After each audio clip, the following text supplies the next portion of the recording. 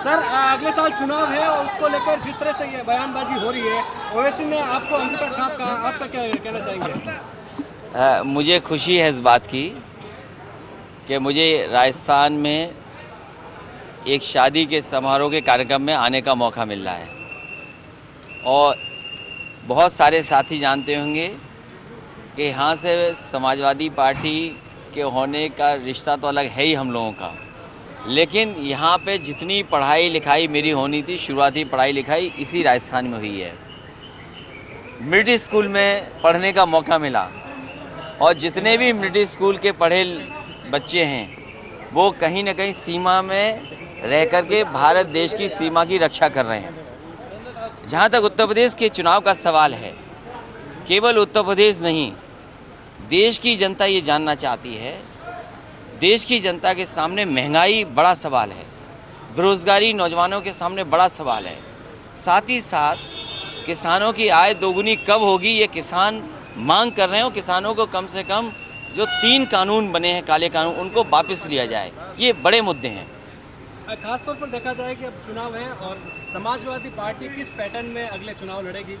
उत्तर प्रदेश में आने वाले समय में समाजवादी पार्टी सरकार बनाने जा रही है, क्षेत्रीय दलों को साथ लिया है। उत्तर प्रदेश की जनता हो सकता है भारतीय जनता पार्टी को 400 सीटें भी हरा दे। जिस नाम से आओगे जरूरी नहीं उस नाम से वापस आ जाओ, क्योंकि उनका जो विकास है वो नाम बदलने वाला है।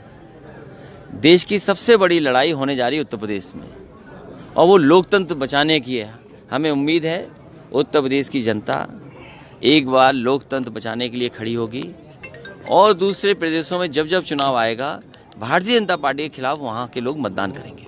इस बार क्या लगता है जो चुनाव हो रहा है विधानसभा का, उसको लेकर क्या तैयारियां, क्या साइकिल में पेडल लग पाएंगे?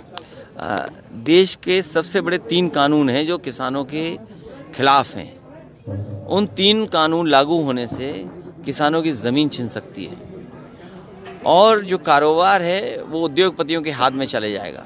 पहले से ही खेती से जुड़े हुए तमाम कारोबार उद्योगपतियों के हाथ में है।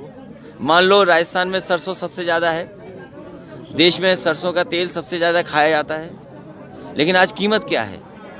न हमारे किसान को सरसों की कीमत मिल रही है इस महंगाई में और ना ही आम आदमी को, गरीबों को जो सरसों का तेल, कड़वा तेल खाने का उपलब्ध होना चाहिए, न वो सस्ता उपलब्ध हो पा रहा है। तो कहीं ना कहीं जो बैलेंस बनाना चाहिए वो सरकार नहीं बना पा रही है। 3 कानून के खिलाफ जनता एक साथ है, किसान खड़े हुए हैं। 3 कानून और महंगाई बड़ा मुद्दा होगा। इसके अलावा ये बताइए कि सपा में सबसे युवा चेहरा है आप मुख्यमंत्री रह चुके हैं, 3 बार सांसद रह चुके हैं।